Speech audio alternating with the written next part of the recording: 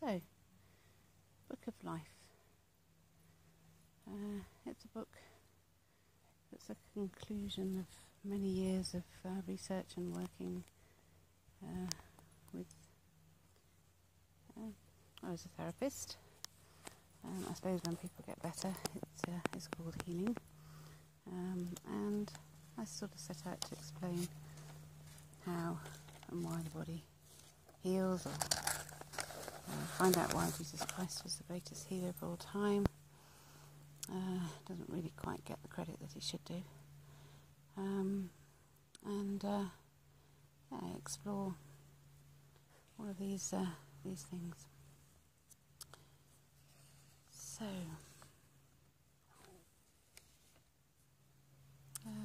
this is. I published it in 2012.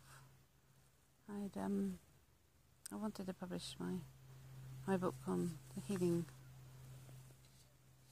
stones of Scripture, cited at Revelation 21, but I ended up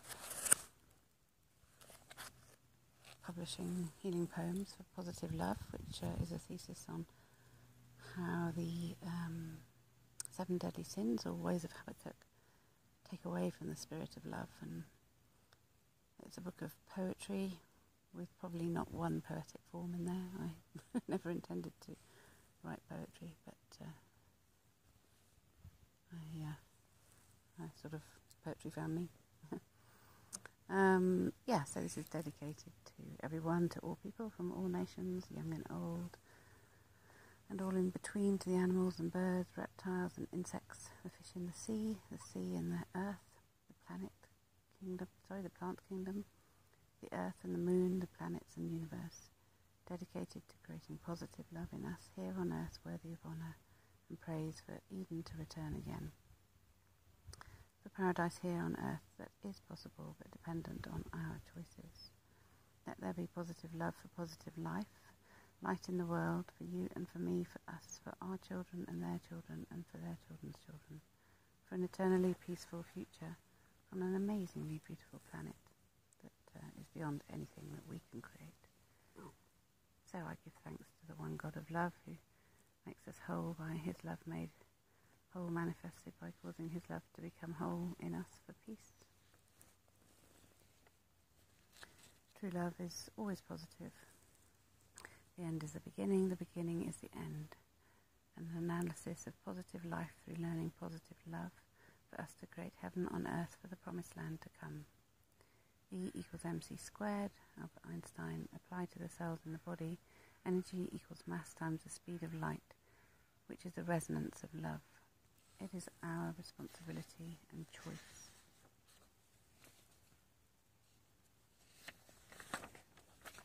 So I look at good intention, which is positive love with faith, which is positive psychology. I look at fatal choice, which is discernment of love or fear. I look at the cell, how it creates love or fear. I look at different ways of looking at the body, east and west. The importance of the insulin factor to stabilise our blood. The blood, another potential to stabilise our bodies. I look at time, which is eternal. It's all about perception. I have a model called the life cycle. Then I look at the 7 spirits of positive love discerned from the book of Revelation. I look at Israel, or Israel, a New Jerusalem, peace above and peace below, which is the mindset and healing properties of the stones cited there. So Jesus said that if he doesn't find the faith, I think that the rocks and stones will start to sing, so maybe this is their song, who knows. The significance of 12, and the conclusion of how we work as a holistic body life form, capable of great joy and love through spirit, or lots of conflict through residing in flesh and sin, basically. Okay. So I start with the Lord's Prayer. Our Father, who art in heaven, hallowed be thy name, thy kingdom come, thy will be done on earth as it is in heaven. Give us this day our daily bread, and forgive us our trespasses, as we forgive those who trespass against us. And lead us not into temptation, but deliver us from evil. For thine is the kingdom, the power and the glory, for ever and ever. Amen. So, introduction.